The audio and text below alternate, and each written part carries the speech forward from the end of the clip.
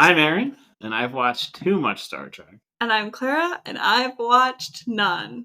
These are the voyages of the Friendship Enterprise.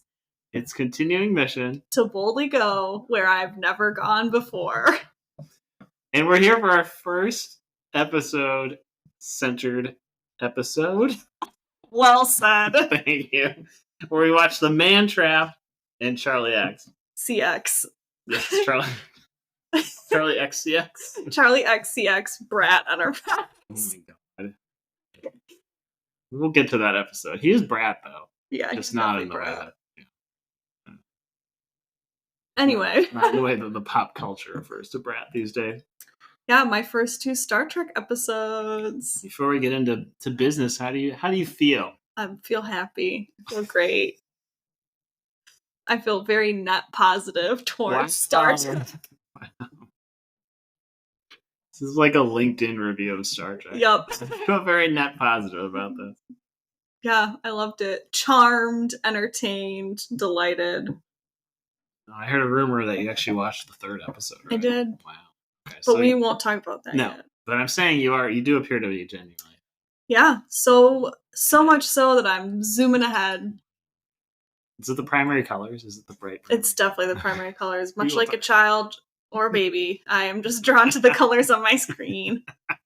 We will talk about that. Okay. For sure. I think we should. I don't know. Great. The color scheme is great. So, The Man Trap. Do you know what day it originally aired? Absolutely not. I know it was 1966. Yeah, you are right. It was September the 8th. Oh, a great day. And for our purposes, we thought a fun little exercise would be to look at the front page of the New York Times for the air date of every episode. Yep. What was going on? What was going on in the world. And so I got it pulled up right now.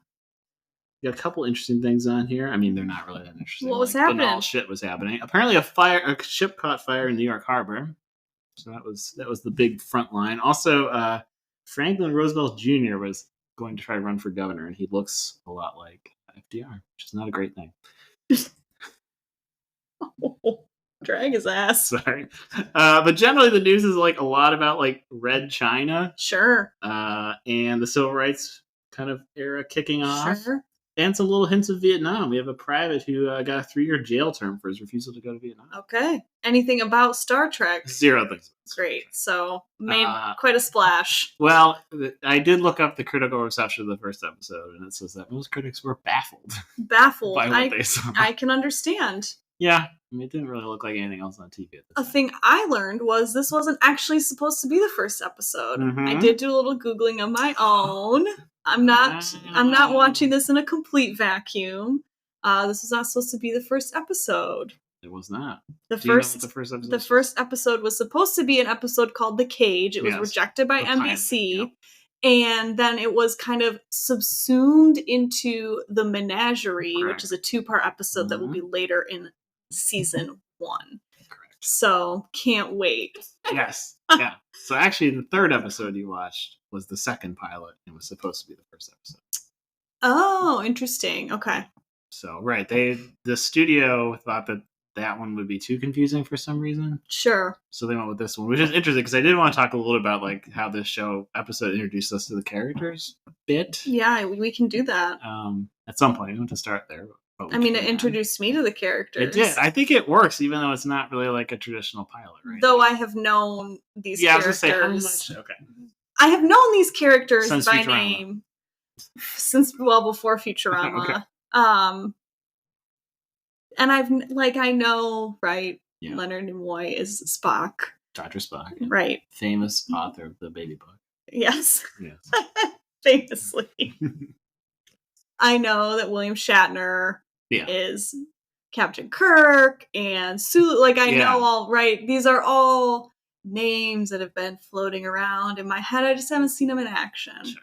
I don't know, a really fun fact that I found that's probably not fun to you because you probably know it because you have the Encyclopedia of Star Trek wide open in front of you. Do you know how old Leonard Nimoy and William Shatner were when they were shooting these first episodes? I actually do not know. I know Leonard Nimoy is the oldest, though. They were both 35. Oh, they're both 35. When the first episode premiered. That doesn't mean necessarily mean that, okay. So they were in their early 30s when they were filming these, which is bonkers to me because Leonard Nimoy does not look like a 33-year-old. Yeah. Nor does William Shatner. No, but definitely not Nimoy. Mm-hmm. Yeah, he looks a lot older all the time. Way older. And I don't even recognize William Shatner. It does not look like him to me. Yeah. Yeah. You're a big TJ Hooker fan, so that's how you recognize. Yeah. No, what would be the thing you like Boston Legal? Like what was the thing you would have seen him in? I don't know. Like commercials. I don't know, just kind of like all over the place, right? Because he just shows up in things. Like Ben Folds. I'm pretty sure he's been in episodes of 30 Rock. He was in an episode, a couple episodes of Psych. Like he's just in, right? He's kind of like a character actor now. Yeah. And so he's just in, right? He's just like in and around television, and so I think that's how I know who he is. Yeah, looks a lot different. But he looks really different. Mm-hmm. Like Leonard Nimoy looks pretty much the same. Yeah. George Takei looks like exactly the same, younger, but the same, right? Yeah. Like he looks really very different. Well, I'm sure when we get to the movies, we'll have conversations about the many hair pieces of William Shatner. Incredible! I can't wait. But so that can account for some of the difference. So those are my first impressions that these people look too old to be 30 or like mid 30s. That's a fair one.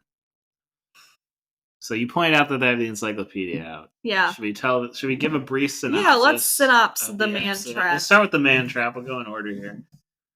So the Man Trap, episode number 6 in production order. Okay. The first episode to air was written by George Clayton Johnson, directed by Mark Daniels. Great. The star date, which as you will realize is a number that's completely made up each episode, was 1513.1. A salt-eating creature that can disguise itself in any form stalks the Enterprise crew. Although the 6th episode produced in the original series, the Man Trap was the first to air. Okay, blah, blah. I was just saying the same thing. But basically, Salt Vampire. Salt Vampire. Which, shout out to, we played Monster of the Week, and I ruined it for everyone when I called the monster a Salt Vampire. Yep, but that's exactly what it is. It's a Salt Vampire. Sucks all the salt right out of you. Yeah, it's an insane plot device, but I'm kind of okay. If I were a vampire, I'd certainly be a salt vampire. I'm sorry. Yum, yum, yum. Potato chips, please. This begs the question, is there an MSG vampire? Oh, hell yeah. There absolutely is. There's gotta be. Creeping around Chinese restaurants. Yep. Waiting. Oh, it's me. Anyway. Well, why don't we start? Because I was watching it the other day, and I sent you a picture of it on the TV. And your response was, look at those primary colors. So why don't we start with the set design and the color palette of this episode? Because, like, the crazy thing is, like, we're not that far into the color TV era either, is the other thing. I feel like they use color really well. Yes, they do. But since you're new, what is your initial impression about, like, just, like, the look of the show? I love it. What do you love about it? I'm really obsessed with it. Yeah. I love that it's, like, production quality, quite low. Oh, yeah, the budget's very low. But, like, I don't know, it's, like, a candy store, right? Yeah. It's, like, so bright and colorful. And, right, everyone's got their bright velour shirts on. Velour. Damn, they made a ton of money off the Star Trek costumes. All those shirts are velour. All the little dresses. Right, you just want to watch it because it's like all the colors that you love. It looks really appealing, even though as a person watching this show in 2024, right, television is like, evolved into like huge production values, et cetera, I can watch things that like visually are more sophisticated, but can I watch things that are like visually that sort of joyful and appealing? I don't know. Yeah, I don't know. I love practical effect work in general, so you know my proclivity is to like, even if it looks cheesy, I'm a bigger fan. Yeah, I love it. Yeah. I love it. I have no qualms no qualms with like the kind of low budget. Yeah, super low budget production. Like this, it truly does not faze me. If anything, I think it's like it's more charming. Yeah. Right, that plant. There's the talking plant. There's like the scene right where what's her name, Janice, like goes in to like talk to Sulu, and like the plant is clearly just a hand, like in a plant costume. It's like a fake plant, but it's like they're not even trying to make it look like a plant. It just looks like a hand in a like weird fuzzy glove. Yeah. But I really love it. It just I'm very drawn to it. I love bright, colorful things. Yeah, I do too. I think most people do. I think that's a thing that like television production studios take note. Yeah. People want like bright, colored television. Please light things up. Why is everything dark? Why is everything dark? But also things aren't colorful. There are a few shows I can think of. Say what you will about, whatever your opinions on Mindy Kaling are. The shows that she produces are so colorful. Like, and they make me want to watch them because I'm just like, again, it's like walking into a candy store for your eyes. Like, you just want to watch things that are bright and colorful and kind of like thoughtfully colorful. Yeah. Right? It's not just like color for color's sake. It's like actually thinking about how color is kind of working together to enhance the visuals. And I don't know if this is what they're doing with Star Trek, but I think it works. I think that if they weren't thinking about it, like accidentally it happened. Again, I think it's because primary colors just like work together. Yeah, we like them really and they look nice together, but I don't know. I love how bright it is. Yeah, I do too. Which if we ever get to Discovery, which I don't know if we will, that's many, many series and movies away. My main complaint with that show is it's so damn dark. Okay. So it falls prey to another kind of trap. Not a man trap. Right. A TV trap. Yeah, it's like every movie wants, or every TV show wants to be like The Dark Knight now, which is frustrating. But yeah, I love the look of it. I think it looks great, even though, as you said, it's like cheap, but it looks really cool. Like, I love the planet. The sky is like that crazy, like, like tangerine color. Yes.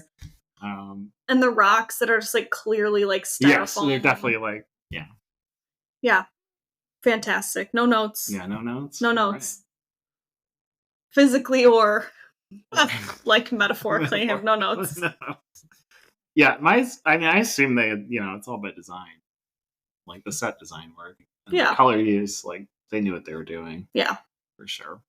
And we'll see some crazier stuff. Great, can't wait. As it goes along, but I think Charlie X is a little more subdued, just because they don't like go down to a planet and they're on the ship most of it. So, we'll get to Charlie X. That's right. Okay, so generally. Do you want to give our general thoughts on the episode? I can start. Yeah, go ahead. Okay. I think it works really well. Like, the plotting, it moves efficiently. I hadn't seen this episode in a long time, and I was surprised by how well it moves structurally and narratively for like a first episode. I thought the way they used the monster was interesting too. And I don't know if you had thoughts about this, but sort of like, it's a Monster of the Week episode, right? Yeah. But the sort of moral questions around what to do with the monster are maybe a little more complicated than I would expect. Like, it's kind of like a Twilight Zone episode. I don't know if you got that vibe from it at all. I've also never watched Twilight Zone. Right. So it feels really like William Shatner thing on the wing. Yeah. We'll have a bonus episode where you watch just that episode. I also think, and maybe we can get to this when we talk about the characters more, but like, Uhura's introduction is wild to me. Yeah, she's like really flirting weird. with Spock on the bridge. Yes. And we could talk about that, but I'm glad you give brought me that your up. general thoughts first. I was like, what is happening? Yeah. Was basically my only thought. Was like, okay, I know, right? Again, I don't know a ton about Star Trek, but I know that it was like very progressive, and it was like doing things that other television shows would have never dared to do. And I also know that like Uhura is a really like progressive character, right? Probably one of the most progressive characters like in her time. it's still talked about. Yeah. And the fact that, right, her first introduction is her just, like, flirting with Spock. I know.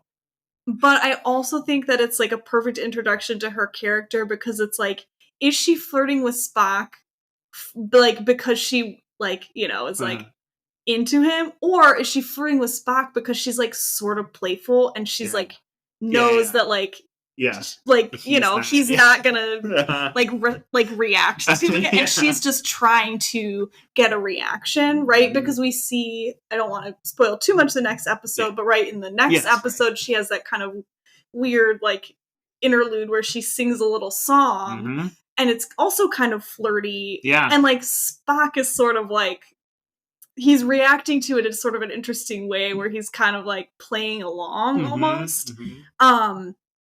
But it doesn't seem like it's, like, super, like there's not a ton of sexual tension. It's more just like, this is a joke that these two people like to play out between each other, where she kind of, like, flirts, or, like, is a little coy with him, and he's like, oh, haha, like, there's no moon on Vulcan. Yes. So I think it's, like, I was very surprised because I'm like, oh, of course, like, female character. Especially in this episode where we have this female character who's kind of, like, preying on these various men.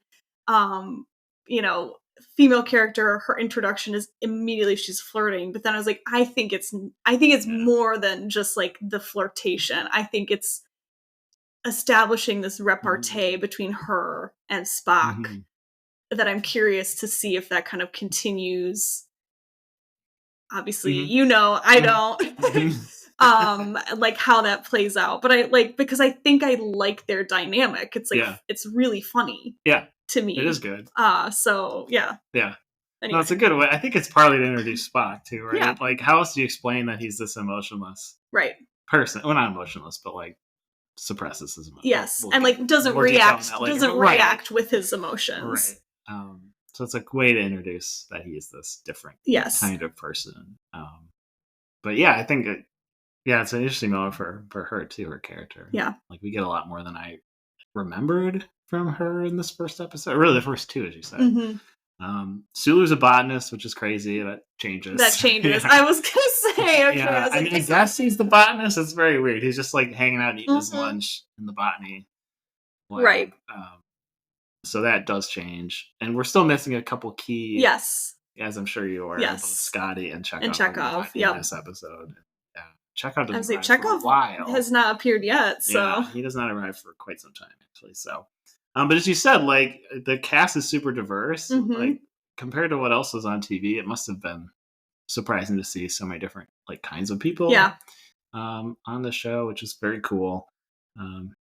And it makes up for a little bit of the sexual politics of the next episode, which we'll get to. But I loved the fact that, I think you said too, right? You felt like you knew the characters, but I feel like the characters work even though we don't get the traditional, like, pilot episode where, like, you explain how everyone is related to everyone and, like, all this sort of tropes or tics that they have. Like, it's not as in your face. Like, this conversation, I think, is the most pilot episode-y feel part of the whole episode between Spock and Uhura. Like, is the most one that feels the most like a pilot episode. Establishing a relationship, right? Like, pilot episodes, if they, like, always go out of their way to, like, if characters are going to be closely interacting with each other, a pilot episode will often, like, play up what the dynamic is going to be so that you can understand it through the rest of the series, and they don't have to keep, like, rehashing.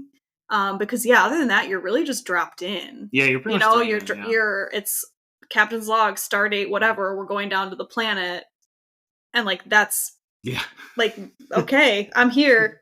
we're in it. Like, there's truly Bones and his girlfriend, and no, and I think that's why the episode works. It's just, like, you're tossed into it, and like, you get some of, like, I guess Kirk and Bones's, like, dynamic here, obviously, because they're talking to each other for a good chunk at the beginning of the episode, but I kind of like that it wasn't so heavy-handed with the, like, character trait development. Like, we get it, it's just not as in your face as, like, the typical pilot. I feel like episode works. But again, I'm like, we have to think, we're watching this well after the fact. You obviously have are well versed in Star Trek, I at least know, right, what's the main premise of Star Trek and who I'm dealing with and what their various roles are. Trying to imagine watching this, like approaching this as a viewer who knows nothing, right? Here's a new TV show, enjoy. I can understand why critical reviews would have been baffled by it.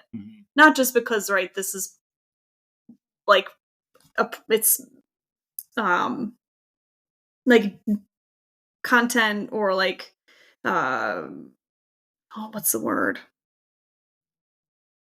I don't know. It's like a premise that has not been explored before, but also, right, who is Captain Kirk? You don't know. Yeah. You don't have the same frame of reference that you or I have for it. So it is, I can understand why at the time someone watching it would have been like, what is going on? Yeah. I mean, I guess it was unusual for network TV then, because there's a lot of Westerns and like family drama, like, you know, like there wasn't a ton of sci-fi TV. It was films. There were like the 50s are full of like sci-fi B movies that are of varying quality. Right. But right, like this is totally different. Like even Lost in Space is a different kind of show, and by different I mean crappy. It's a different kind of show. Like the dynamics are different. Right. It's not people who are like living, traveling, kind of like symbiotic with symbiotic's not the right word, but right, like space is the environment in which they live. Lost in Space is like we went to space and we got stuck. So yeah, very different, right? And then like the other TV, you know, you would have had like Bewitched, I Dream of Jeannie, like yeah. Like it's a real mixed. Like I don't know, was Green Acres probably been on by now? Probably. Like that kind of stuff. So it's a very different show. And I mean, the funny thing is, right? I don't know how far you went in deep dive, not the production of the show and stuff, but Lucy from I Love Lucy, Desi Armand and Lucille Ball. Yeah, Lucille Ball had a production company. If you notice at the end, it says Desi Lou Productions. Oh, it's their production company. Incredible. They actually funded it after the networks weren't interested. Great, I love that. Yeah, which is crazy. But yeah, so Lucille Ball greenlit the show. So we have I Love Lucy to thank for the show. Thank you, Lucille Ball. Yeah. But yeah, like there's nothing else that would have really looked like this. But I will say, like the ensemble cast is great. Yeah. You get that sense right from the go. Yes. And like you'll see it throughout the rest of the series and like the movies. Yeah. Which we'll talk about. I was gonna say I sensed that right away. So I already talked about, right, like Spock and Uhura. Like you can tell like they're just very comfortable with each other. But like especially watching William Shatner, he is enjoying himself. Yes. He's enjoying himself so much, but it feels so natural, like for the character. Like he truly just does have like like a weird on-screen like presence that I was not really expecting. Where like he's enjoying himself, but it just seems natural, and like his like chemistry with the other characters feels very natural, especially him and Leonard Nimoy together are like, even in that, by the time you hit episode 2, you're like, oh, okay, I get their whole dynamic. Yeah. Right. Like it's believable that these people have been living together on a spaceship. Yeah. Right. Like, yeah. So yeah, it's a killer ensemble cast that in my mind, the rest of the show's never quite matched. Okay. So we'll see. But that's my take on that. But maybe we should talk about the monster. Yeah, our monster. Nancy Crater. And her husband, Dr. Does he have a first name? I don't even remember. I think they just call him Dr. Crater. So as mentioned, right, we have this mysterious creature that's sucking all the salt out of people on the ship. They go down initially to visit Dr. Crater and Nancy Crater, who we find out immediately is Bones' old flame from like 10 years ago. Yes. Something.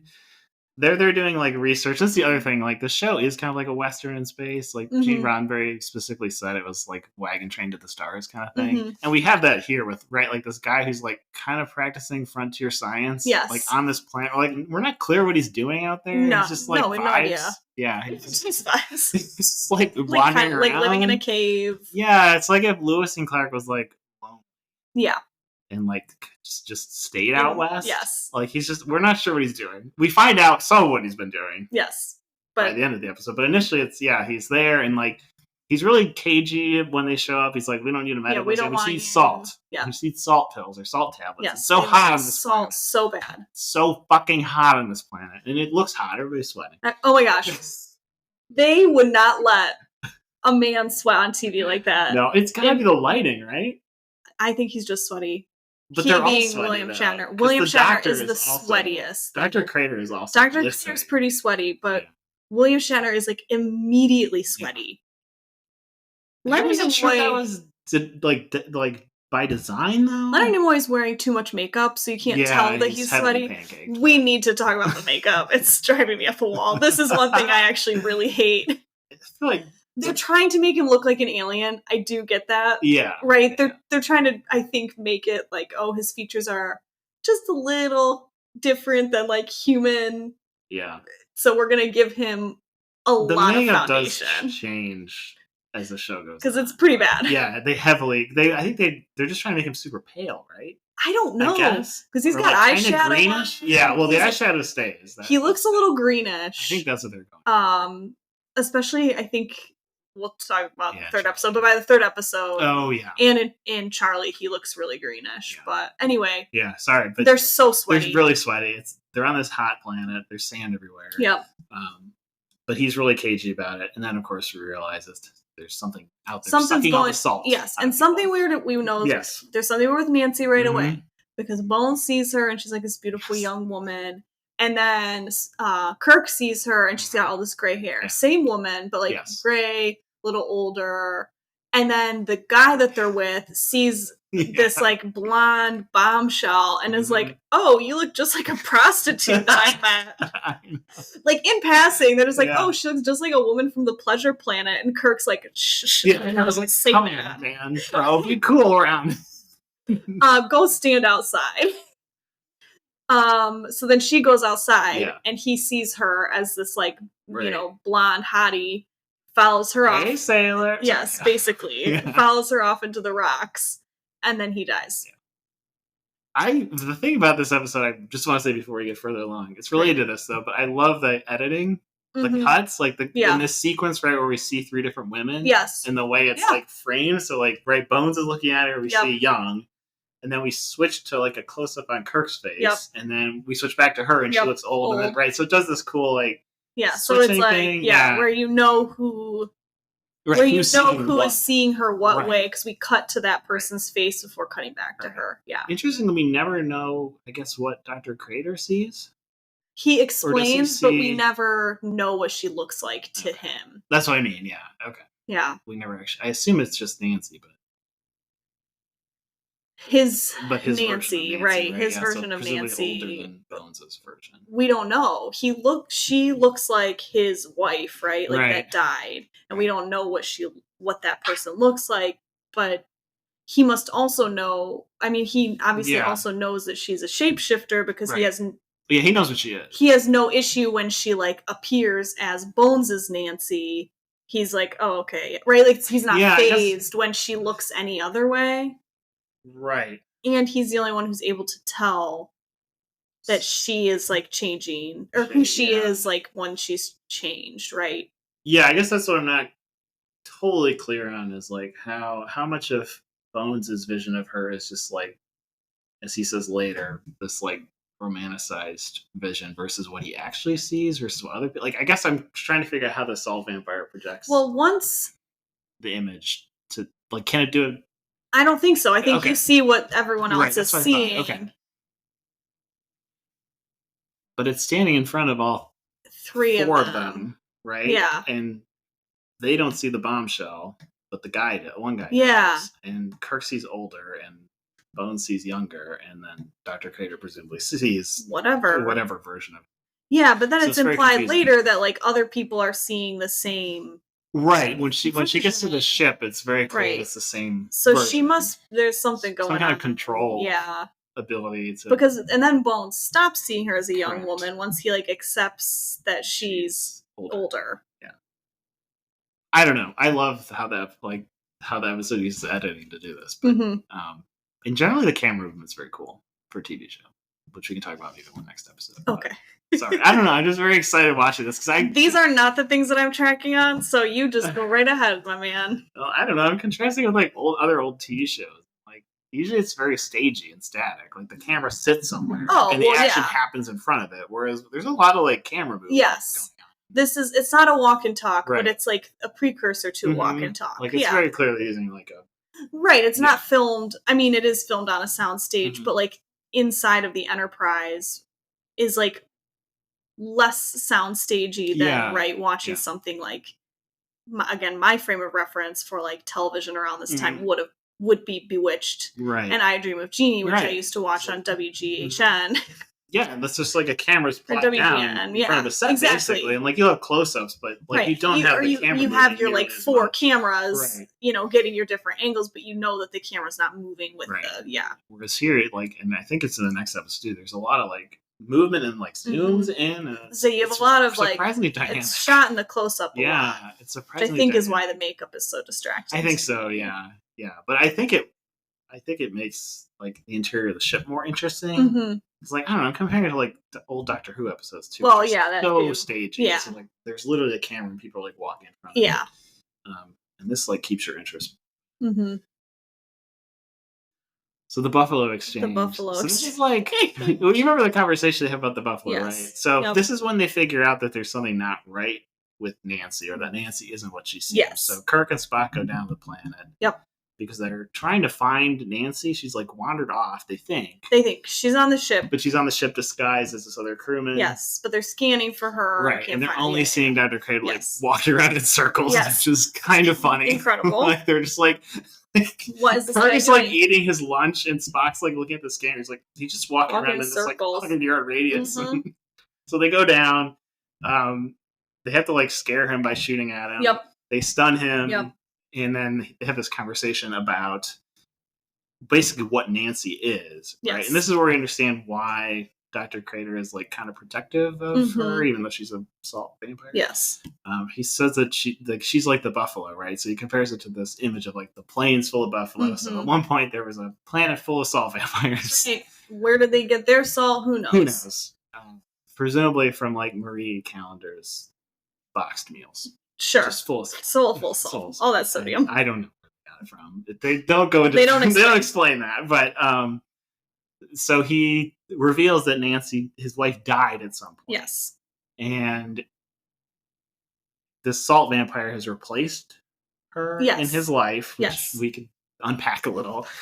But his whole reason for basically protecting her is that he says she's like the buffalo, right? This is the last. Yes, the last of her kind. And we shouldn't kill this creature, even if it is dangerous. It's only dangerous when it's hungry. Like if you give it salt, it'll be fine. Which is apparently what he's been doing for years. Yes, just feeding it salt. And like Kirk has an interesting line about it later on, where he's like, "I'm sure you loved having her around as like your what was it, like slave, lover, and something else." Yes, like he lists off a bunch of things.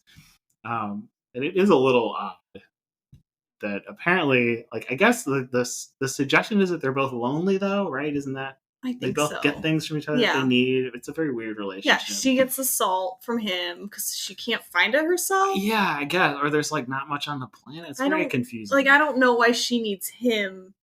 Yeah. Only he can open that little jar with the salt tablets. Yeah, I guess. I mean, he needs her. It's like the pickle jar. Yeah. I can't open the pickle jar. Kind of by Kirk's, suggestion is like his need for her is maybe more like psychological and physical than it's like psychosexual, I guess. Like it's clearly physical, but like I think it's also supposed to be emotional. Like he's on his planet by himself. Yeah. Like not so I think that's part of it. But I don't know. Yeah, and maybe get into the reveal too. Like what do you think about the whole monster of this episode and like I loved her. Yeah? I loved her reveal. I know the reveal's great, right? I loved her look. Mm-hmm. Her vibe was very good. So you want to talk about her look? She's like I can't describe this.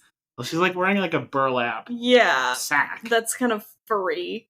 There's some fuzziness to it, and her mouth is like a little like a sucker kind of like a lamprey. Yeah, like a lamprey with some teeth in it, and she's got those really sad eyes. Yeah. Like she looks sad. She does. She looks very sad. But I I think we're supposed to feel bad for her. That's what I thought too. Yeah. I think we're supposed to feel really bad for her. Especially because she like falls down, right? They shoot her and then she falls down and then she transforms back into Nancy and is like Bones or whatever she calls him. Leonard. Plum. Yeah. And then she gets shot. She gets shot. Because she's trying to kill.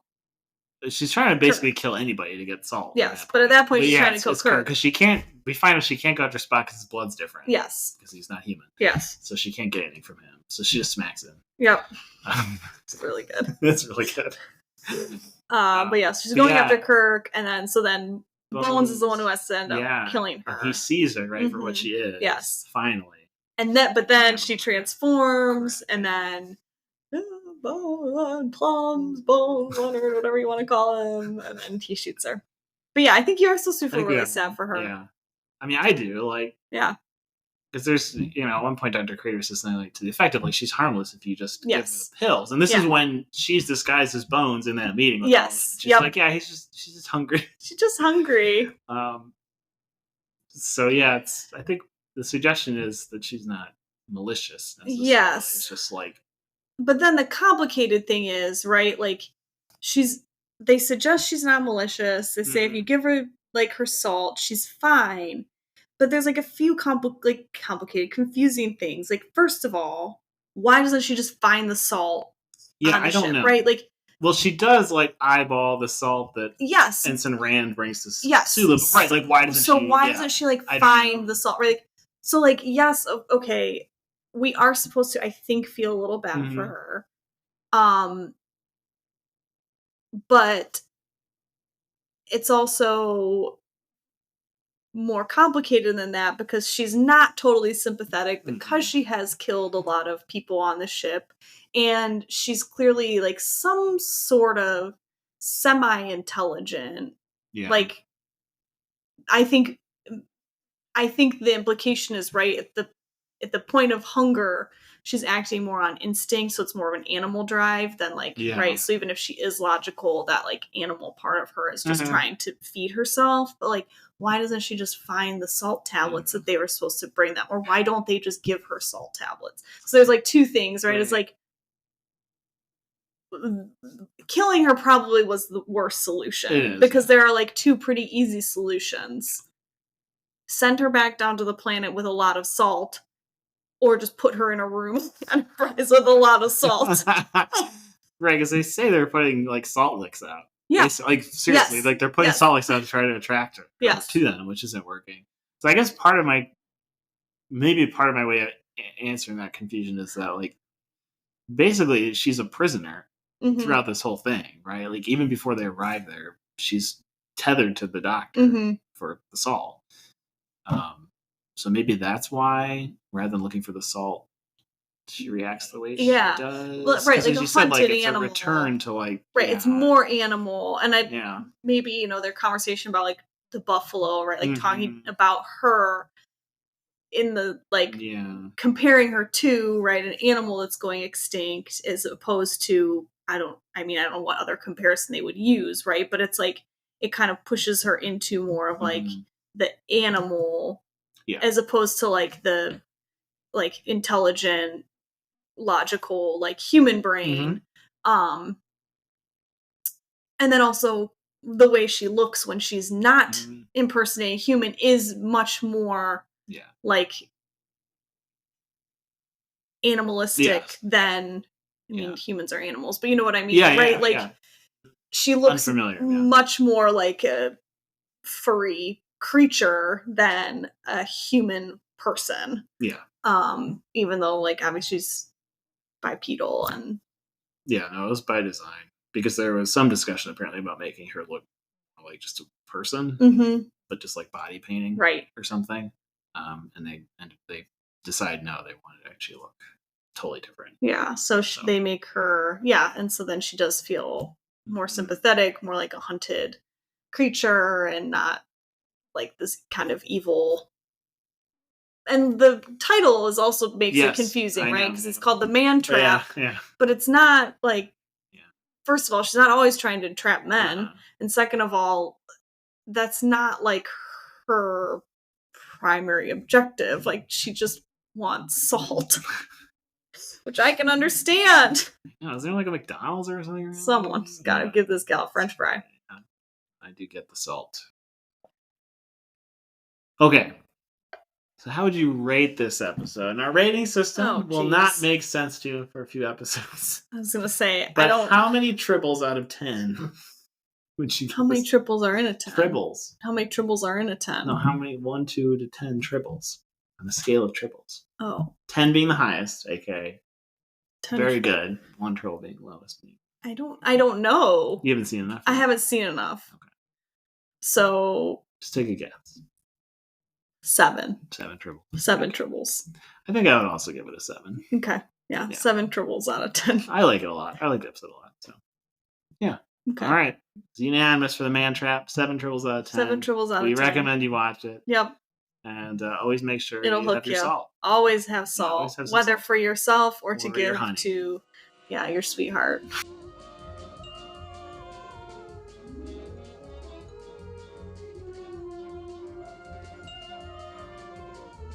Speaking of demanding creatures and sweethearts, should we talk about Charlie X? Yeah.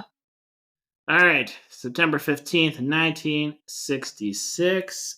A lot about Vietnam again, and the civil rights debate again. But there is a front page piece about astronauts just doing astronaut things, which feels very 60s to me. Like, this would not be on the front page. Yes, not at all. So astronauts soar 850 miles, spin tethered with a Gina, which is apparently a spacecraft. Great. So this is Gemini 11. There's a pretty long article, like, where they talk about, let's see,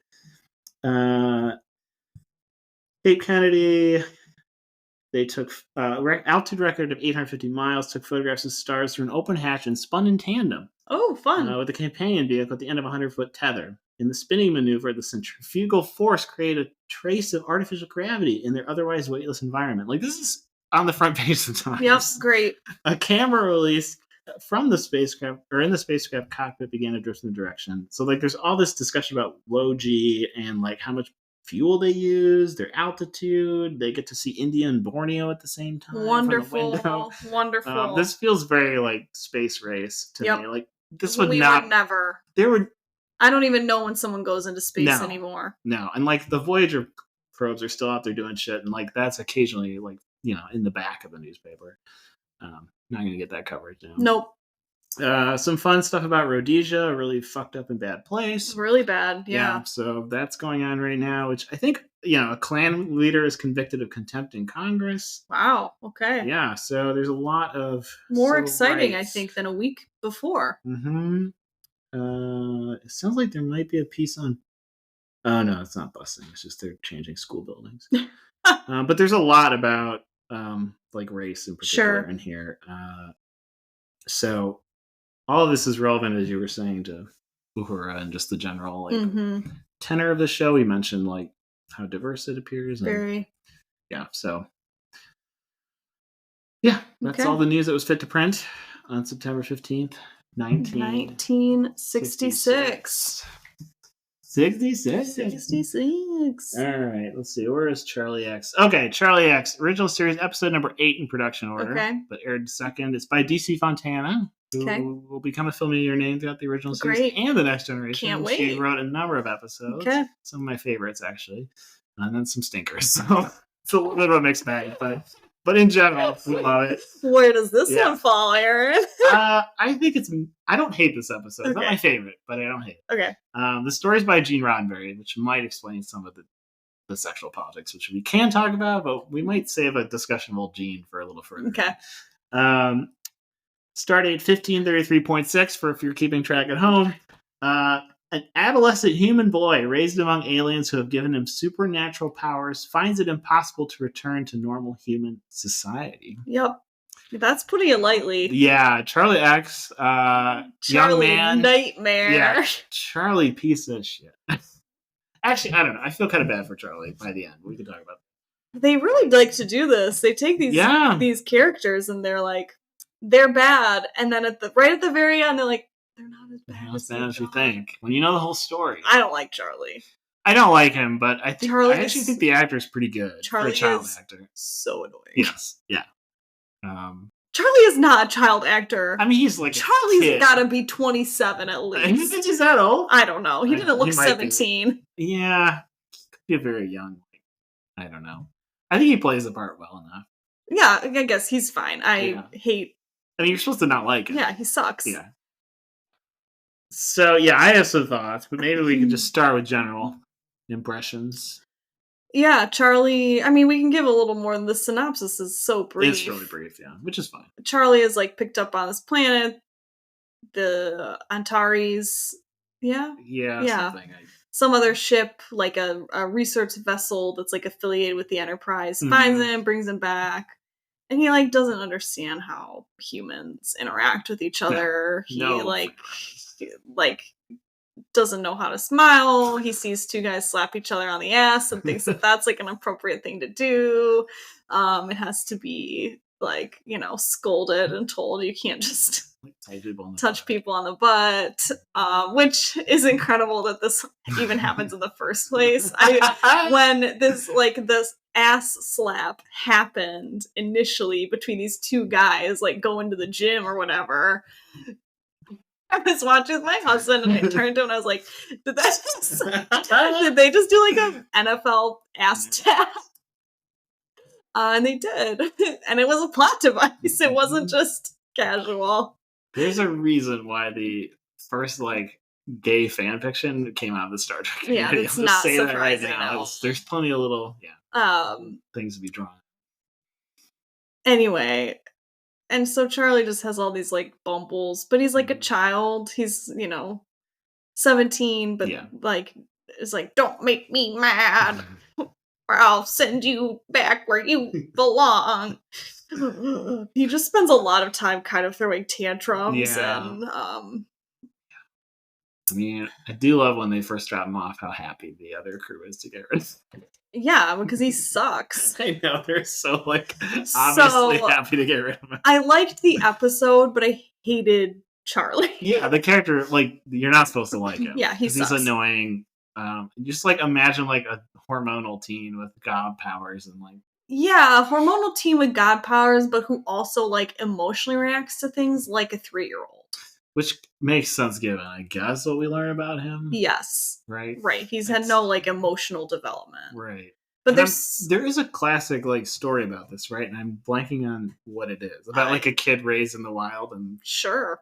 I don't know. Yeah, I don't know. I feel like there is some sort of who's smart but not emotionally intelligent. He comes back to the civilized world or whatever and can't fit in. Which is basically the problem with this kid, is he's smart but he has no emotional intelligence. No. Right, he learns from the ship's tapes how to speak English. Yes. But he's basically raised by TV. Yes. maybe this isn't that far off of a portrait of what would happen if you just left a child to the TV it's its wire mother. I mean, TV, but then also these this alien race that is speculated on. So Spock is basically at some point it's been said that these, I forget what the name of them is. I apologize. I think they're the Antares. Okay, I thought they started with an A. Oh no, sorry, it's the Thasians. The Antares is a ship. Okay, yeah. And he says at one point it's been rumored that the Thasians have incredible mind powers and all this junk, but no one really knows if they exist. Right. So they think he's been alone on this planet the whole time because there's been no evidence that the Thasians exist, even though there's these rumors about them. So you kind of are starting to sense they do, I think, build up their Monster of the Week mysteries really well, where you are, they do draw you in, and I just think they're they're very well constructed little mysteries, right? You don't really know, you know who the bad guy is, but only kind of, and you're figuring it out as the crew is figuring it out, and it's just a nice, I don't know, it's a classic format, right? It works. Yeah, but they do it well, I think. Yeah. And I love that in the first episode, Kirk says, "I hate mysteries." And I'm give me a bellyache. Yeah, every single you must be constantly I love that barfing because your life is solving mysteries, apparently. But yeah, I think they do a nice job of like hinting at, right, like Spock says, like, oh, the Thasians, and so it's like a little like breadcrumb, but you still don't really know what that means. Yeah, I think it's a well kind of set up plot. It just is sad that Charlie is so annoying. So tedious. Yeah. His little eyes. I know, he rolls his eye back. He rolls his eyes back and like puts his head down, and I'm like, Jesus. I know. It's like having a seizure. It is like Bewitched, but like scary. Yeah. Or trying to be scary. Yeah, well, right. Because in Bewitched, she just like... Yeah. Those are little, like... Well, no, that's I Dream of Jeannie. Or sorry, Bewitched, Bewitched, she wiggles her nose. Right? Yeah, she twitches her nose. So this is a more like creepy version. Oh, it's supposed to be creepy. Like, his eyes roll. Yeah. But I thought one thing that was interesting to me, I noticed like the clothes. We talk about set design, obviously. But like in this episode, I noticed there are like clothes more and like little set pieces. Yes. So there's a continuity issue with Kirk's shirt in this episode that was phenomenal. Oh, yeah, well spotted. He's wearing a green kind of like wrap. Yes. Nice little like V-neck lime green wrap situation at the beginning. And then like same day, he's wearing a yellow shirt, and you're like, oh, okay, usual, whatever. Right. He changed back into his usual yellow. And then the next scene, he's back in the green. Yeah.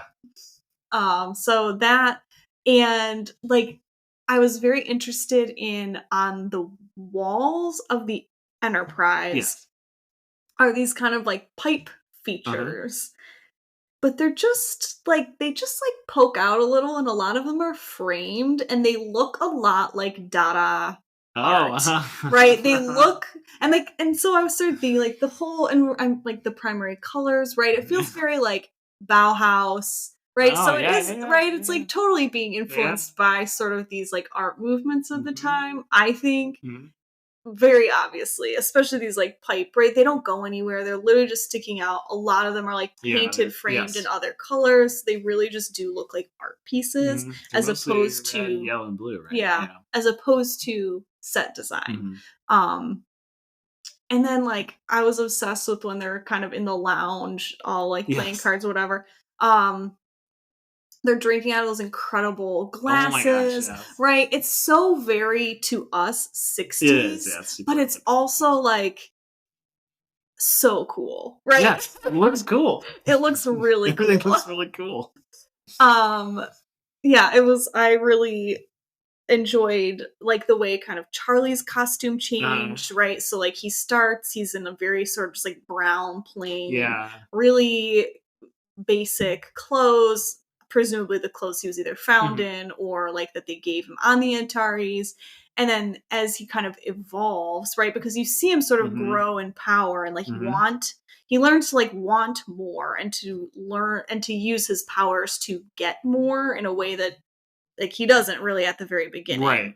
No, he does not. And as he starts to kind of evolve, right, his clothes get more sophisticated, and by the time he like shows up on the bridge at the end when he's taken over the ship, he's in this like great like wrap top, and I love their little short pants. Oh my gosh, I'm obsessed with these pants and these boots.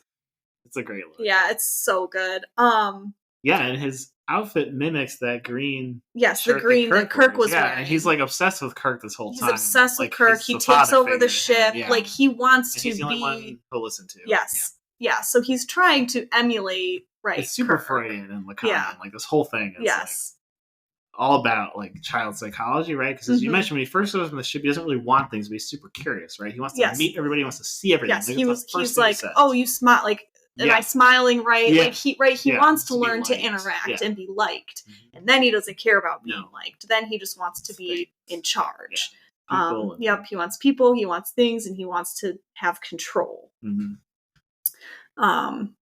Because there's that weird fight scene. Oh my gosh. Yeah, heaven help us with this fight scene. Talk about Freud. I mean, there is Freud everywhere. Go ahead. No, I mean, I'm not a Freudian expert by any stretch of the imagination, but like the whole sort of like development through this different stages, right? Like the stages of childhood, like attachment, where he like wants to emulate Kirk as the father, but then the father becomes a rival in his path to power, and like there's this way, right, where his infatuation with Rand like pits them, even though Kirk is not remotely romantically interested in her, but like because of the age thing, I guess, like there's that tension. Yeah, because like that's his excuse. Is he's, I mean, other than she's not interested in you, and you can't just like make a woman be interested in you. No matter how many times you smack her on the butt. That's right. Wrong way to go, dude. Right. What does he say? There's no right way to hit a woman. Yeah. But he also says, like, now, man, you can. Which is very funny. It's like, man, you could give a wallop, but there's no right way to hit a woman. And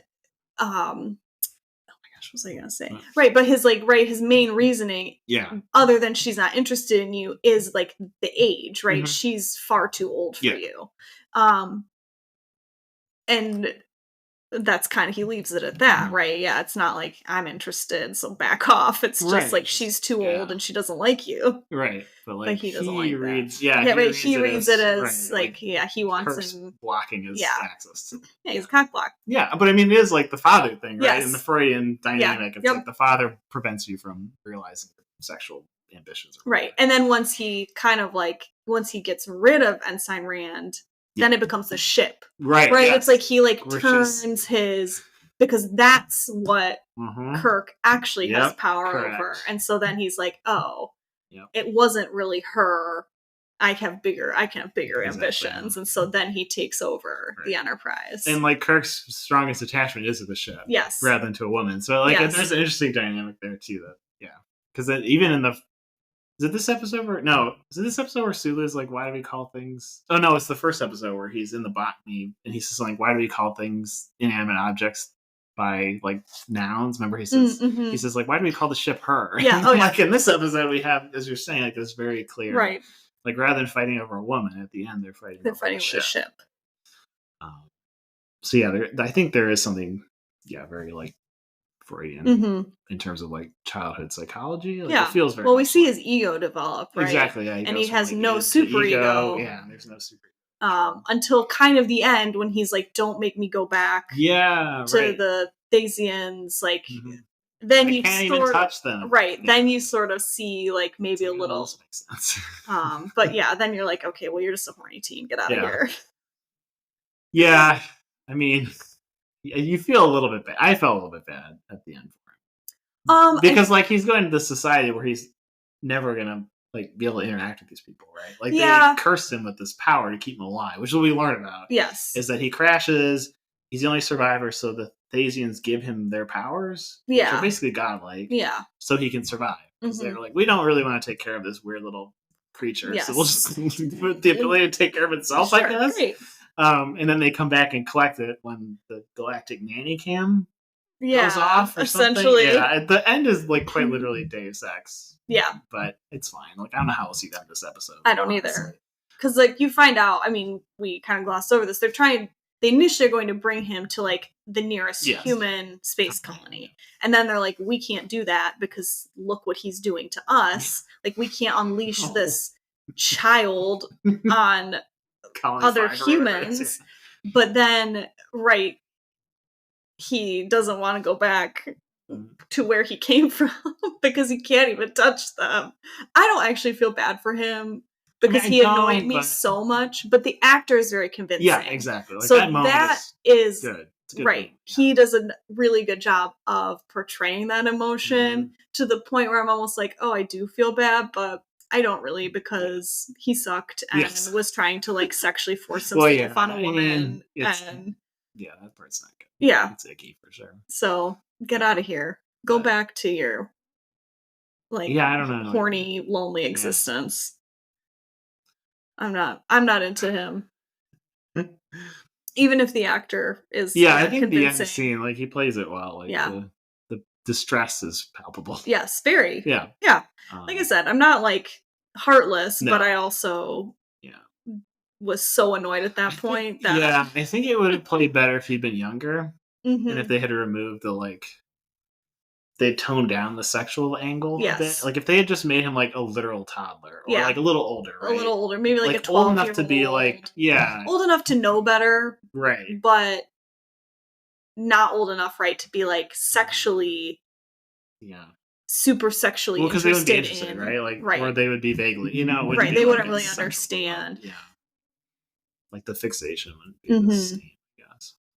And it is weird because there's the conversation that Kirk has with Bones where he's like, you need to teach him about the birds and the bees, and he's like, well, he sees you as a dad, and then they like don't explain it to him. So it also kind of places partially the blame, or maybe tries to sort of partially place the blame on Kirk for not actually like, right when he's told he sees you as a father figure, he doesn't really try to like emulate that role at all. I mean, I guess he kind of like the fight thing is sort but only by teaching him to fight and then sort of explaining to him like how to treat a woman, but not like the actual biology of. I think they couldn't explain that. Well, no. I realize that, but he doesn't. Yeah, I know what you're saying. Yeah, I think this is supposed to be like. I think it's supposed to signal that without, you know what I mean? Like, I think that's kind of the suggestion. I think there's sort of an implication that Kirk doesn't necessarily do. I mean, he definitely doesn't want to do it. It's clear that he would want Bones to do it. All of it, not just. I mean, not just explain the birds and the bees, but he's not really interested in having this kid be so obsessed with him. I mean, would you? No, but the kid is obsessed with him, and maybe if he like. Wasn't so begrudging about it, he would have. I don't know. Yeah, I see what you're saying. Yeah, I don't know. My take is if he'd been younger, it could have worked better. Just overall, I think so. But I don't hate the episode. I enjoy it. It's fine. It's I don't hate it. I just didn't. It's not my favorite. Didn't like Charlie X. No, I didn't care for Charlie. Yeah, and then the Wizard of Oz shows up at the end. He's green. He's green. He looks just like the Wizard of Oz. But I'd give it a 5. A 5 because the kid was annoying. Yeah, I think a 5. I think it's a mid for me. I think I don't, like I said, I don't dislike it, but no, I wasn't like okay, I'm not watching this. I'm not watching this anymore. No, I was fine with it. But I liked the little Uhura. I like that part. Yeah, that scene was great. At first, I was like, "What's happening?" And then I was like, "No, this is fun. This is pretty fun. This is great." Because I really like her chemistry with Spock and how like she seems to sort of just be like, "I'm gonna flirt with this guy because he's not gonna have any reaction," and he just sort of like is like, "Okay, whatever. I'll play my little instrument, my Vulcan harp or whatever like, it is." Like, again, it just seems like that's like an interaction that they've had before, right? Like that's just their relationship is this sort of like push and pull of like funny little. I don't know. Yeah, no, I agree. I like it. There's some good character moments throughout. I enjoy it. Like I always like when Bones says something sarcastic or sassy, and there's always something he's saying sarcastic or sassy. I think the next episode's fun. We won't talk about it. We won't talk about it, but I watched it. For it. Yeah, so the next two, we have Where No Man Is Gonna Be For. Yeah. And The Naked Time. The Naked Time. It's not as sexy as you think it is. I know. But it's a fun one. But it's a really fun episode title. Yeah, it's a fun one. So we'll have plenty to talk about. The Naked Time. But I think that does it for our first foray, our first trip in the shuttlecraft down to planet episodes 1 and 2. I guess. Wow. I don't know. We rode the shuttlecraft this time. We usually say beam us back to the ship, but I think we'll have to fly back. Why? Because we took the shuttle down. You established that. But yeah, I think we're good to say goodbye. I agree. All right. Beam me up. Beam me up.